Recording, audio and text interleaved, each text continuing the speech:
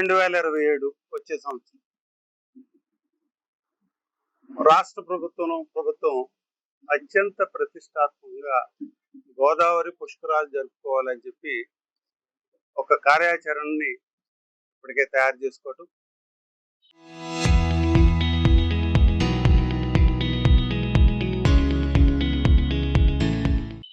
దానిలో భాగంగానే గత వారం రోజుల క్రితం గౌరవ ఉప ముఖ్యమంత్రి వర్యులు పవన్ కళ్యాణ్ గారు రాజమండ్రికి రావటం, దాని గురించి మాట్లాడటం మనకు తెలుసు.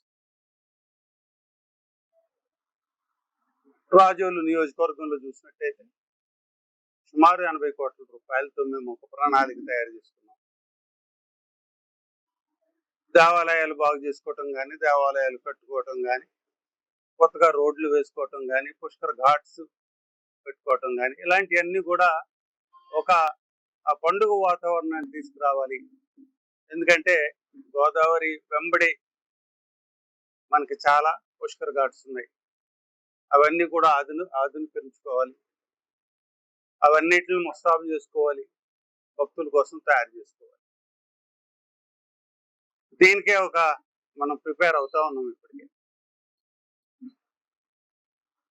రాష్ట్ర ప్రభుత్వం కూడా గ్రామాల్లో ఈ కూటమి ప్రభుత్వం వచ్చిన తర్వాత రోడ్లు వేయటం కానీ, కరెంటుకి సంబంధించి కానీ, ఇవన్నీ కూడా ఒక ప్రభుత్వం ఎంతైతే మంచి పనులు చేయాలో అన్ని మంచి పనులు కూడా చేసుకుపోతా ఉన్నాయి.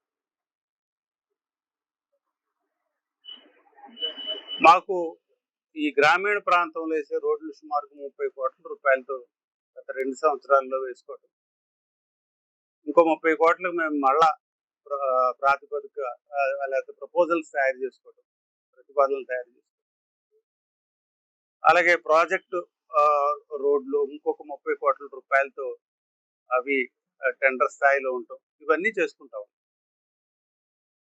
అయితే మాకు రాజోలు నియోజకవర్గానికి మంచినీటి సరఫరా చూసినట్టయితే ఇప్పుడు ప్రస్తుతం 90 కిలోమీటర్లు కెనాల్లో ట్రావెల్ చేసి ఆ నీళ్లు తాగుతాం. ఈ 90 కిలోమీటర్ల ప్రయాణంలో ఎంత కాలుష్యాలు వస్తున్నాయంటే చెప్పలేనంత, ప్రమాణాలకు మించిన కాలుష్యం కాలువల్లో వస్తుంది. ఎన్ని రకాలైన జబ్బులు అంటే ఈ డయాలసిస్ పేషెంట్లు, మాకు 100 మంది పేషెంట్లు ఉన్నారు ఇప్పుడు రాజోలు ఈ డయాలసిస్ యూనిట్ లో. మీకు అందరికి తెలుసు, కొబ్బరి చెట్లు చచ్చిపోయాయి, వరి పంట తగ్గిపోయింది. ఇవన్నీ కూడా ఈ డ్రైన్స్ సరిగా మెయింటెనెన్స్ లేకపోవటం కూడా జరిగిన పర్యవసానం. ఈ కాలుష్య వల్ల ఎంత నష్టపోతున్నామంటే మీరు గమనిస్తూ ఉన్నారు. ఎవరు హెల్త్ పాడైపోయి అసలే వలసలు వెళ్ళిపోయేంత పరిస్థితి మా నియోజకవర్గంలో ఉందంటే ఆశ్చర్యం కాదు. కాబట్టి దీని మీద ఒక నిర్దిష్టమైన కార్యాచరణ పవన్ కళ్యాణ్ గారు చేస్తానన్నప్పుడు నిజంగా ఇది చాలా హర్షించదగ్గ విషయం. వారు చెప్పారు, ఈ 6 జిల్లాల పరిధిలో అంటే ఈ ఉమ్మడి తూర్పు పశ్చిమ గోదావరి జిల్లాల్లో 262 గ్రామ పంచాయతీలు, 5-6 మున్సిపాలిటీలు, ఈ రాజమండ్రి దిగువ వ్యర్థాలన్నీ, అలాగే ఇండస్ట్రియల్ వేస్ట్, ఇవన్నీ కలవటం వల్ల వచ్చే నష్టాలు ఎంతో ఇబ్బందికరంగా ఉన్నాయి. ప్రతి ప్రమాణాలకు మించిన ఇబ్బంది, అవి ఫిల్టర్ చేసినా కూడా తగ్గనంత అలాంటి కాలుష్యం ఉంది. కాబట్టి తప్పనిసరిగా మనందరం కూడా దీని మీద వారు ఏదైతే పిలిపించారో పవన్ కళ్యాణ్ గారు, తప్పనిసరిగా మనందరం రెస్పాండ్ అవ్వాలా. దానికి ధీటుగా స్పందించాల్సిన అవసరం ప్రతి ఒక్కరికి ఉంది. ముఖ్యంగా ప్రజాప్రతినిధులుగా, లేకపోతే ఇక్కడ ఉన్న శాసనసభ్యులుగా తప్పనిసరిగా పవన్ కళ్యాణ్ గారు ఏదైతే ఒక కార్యాచరణను ముందుకు తీసుకొచ్చారో ఈ రోజున పూర్తిగా మన ముందుకు తీసుకొచ్చిన ఈ కార్యాచరణని మనం అందరం కూడా హర్షిస్తూ, వారు తీసుకున్న ఇనిషియేటివ్ మనం అందరం అప్రిషియేట్ చేసి, ఎందుకంటే వారికి కాదు ఇది డైరెక్ట్ గా మనందరం కూడా ఎక్స్పీరియన్స్ చేస్తున్న పరిస్థితిని ఆయన ముందొచ్చి ఇది చేస్తే బాగుంటుంది అని చెప్పి ఐడెంటిఫై చేసి ప్రాబ్లమ్ ని ఆయన ముందుకు తీసుకెళ్ళటం చాలా సంతోషించదగ్గ విషయం. ముఖ్యంగా రాజోలు నియోజకవర్గం తరపున వారికి నేను ధన్యవాదాలు తెలుపుకుంటా ఉన్నాను.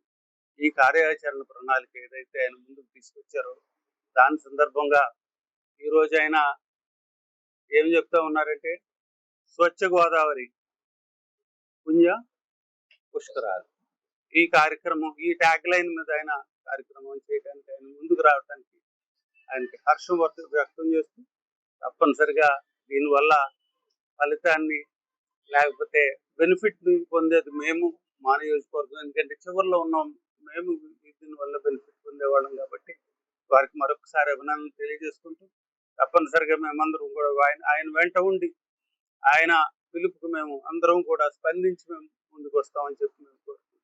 వారికి మరొకసారి అభినందనలు తెలియజేసుకుంటూ సెలవు. స్వచ్ఛ గోదావరి పవిత్ర పుష్కరాలు 2027 గోదావరి పుష్కరాలను అత్యంత వైభవంగా మరియు ప్రతిష్టాత్మకంగా జరపాలనే ఉద్దేశంతో కూటమి ప్రభుత్వం ఒక కార్యాచరణ చేపట్టడం జరిగింది. అందులో భాగంగా వారం రోజుల క్రితం ఈ రాష్ట్ర ఉప ముఖ్యమంత్రి వర్యులు శ్రీ కొణిదెల పవన్ కళ్యాణ్ గారు విజిట్ చేయడం జరిగింది. అయితే గోదావరి నది ప్రవాహం ఎక్కడి నుంచి ఎక్కడి వరకు అయితే వెళ్తుందో ఇవన్నీ పరిశీలించిన తర్వాత ఈ గోదావరి నదిలో కాలుష్యం ఏ విధంగా ఏర్పడుతుంది, ఆ చుట్టుపక్కల ఉన్నటువంటి గ్రామీణ ప్రాంతాల నుంచి కానీ మున్సిపాలిటీ నుంచి కానీ వ్యర్థ పదార్థాలు, అదేవిధంగా పరిశ్రమల నుంచి వచ్చేటువంటి కాలుష్యం ఏ విధంగా గోదావరిలోకి వస్తుందో ఇవన్నీ పరిశీలించి ఆ క్రమంలో ప్రభుత్వ అధికారులతోటి ప్రజాప్రతినిధులతోటి సమీక్ష చేయడం జరిగింది. దీనికి ప్రధానమైనటువంటి కారణం ఏంటంటే 2027లో జరిగేటటువంటి పవిత్ర పుష్కరాలని గోదావరి నదీ జలాల్లో ఎక్కడైతే భక్తులు స్నానం చేస్తారో అవి ఏ విధమైనటువంటి కలుషితమైనటువంటి నీరు లేకుండా స్వచ్ఛమైనటువంటి గోదావరి నీటిలో భక్తులందరూ కూడా స్నానం చేయాలనే ఉద్దేశంతో ముందుగానే ఈ రాష్ట్ర ఉప ముఖ్యమంత్రి వర్యులు వచ్చి పరిశీలించి అధికారులకి సూచనలు ఇవ్వడం జరిగింది. అదేవిధంగా కొన్ని సందర్భాల్లో హెచ్చరికలు కూడా చేయడం జరిగింది. ఈ హెచ్చరికలు చేసినటువంటి సందర్భంలో ఒక ప్రాంతంలో భయంకరమైనటువంటి ప్లాస్టిక్ వ్యర్థాలతోటి నిండున్నటువంటి ప్రాంతాన్ని చూసి ఏంటి ఈ పరిస్థితి, అసలే ప్రభుత్వ అధికారులు ఏం చేస్తున్నారు అని ప్రశ్నించి దాన్ని చూపించడం జరిగింది. అది చేసినటువంటి 48 గంటల్లో ఆ ప్రాంతాన్ని చాలా క్లీన్ అండ్ గ్రీన్ గా చేసి ప్రభుత్వ అధికారులు చర్యలు తీసుకోవడం జరిగింది. అంటే ఒక స్వచ్ఛమైనటువంటి ప్రజానాయకుడు ఏ విధమైనటువంటి ప్రలోభాలకు లొంగినటువంటి రాజకీయ నాయకుడు ప్రజలకు పనిచేయటం జరిగిందంటే అది పవన్ కళ్యాణ్ గారు లాంటి నాయకత్వం కావాలని ఈ సందర్భంగా మీకు తెలియజేసుకుంటున్నాను. ఎందుకంటే ఏ విధమైనటువంటి అవినీతి మచ్చ లేకుండా నీతి నిజాయితీతో పనిచేస్తున్నటువంటి నాయకుడు శ్రీ కొణిదెల పవన్ కళ్యాణ్ గారని ఈ సందర్భంగా మీకు తెలియజేసుకుంటూ ఈ అఖండ గోదావరి జలాలని ప్రజలకి పుష్కరాల సందర్భంగా మురుగునీరు రహితంగా ప్రజలకు అందజేయాలనే ఉద్దేశంతో నాయకుడు తీసుకున్నటువంటి చర్యల్లో భాగంగా ఇది ఇంచుమించు 6 జిల్లాల పరిధిలో 262 పుష్కర గ్రామీణ ప్రాంతాలని గుర్తించడం జరిగింది. దీనికి ఈ పుష్కర గ్రామీణ ప్రాంతాలకి ఏ విధమైనటువంటి కలుషితం లేకుండా మురుగునీరు చేరకుండా చూడాలని ప్రభుత్వ అధికారులకి ఆదేశాలు కూడా ఇవ్వడం జరిగింది.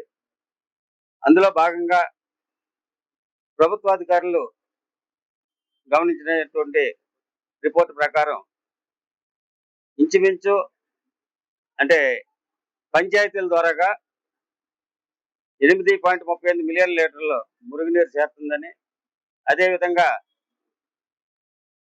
మున్సిపాలిటీల ద్వారాగా 104 మిలియన్ లీటర్లు మురుగునీరు చేరుతుందని రిపోర్టులు తెలియజేశారు.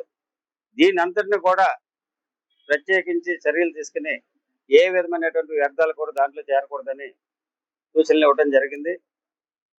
దీనికి ప్రత్యేకించి 100 కోట్ల నిధులు కేటాయించడం కూడా జరిగింది ఇప్పటికే.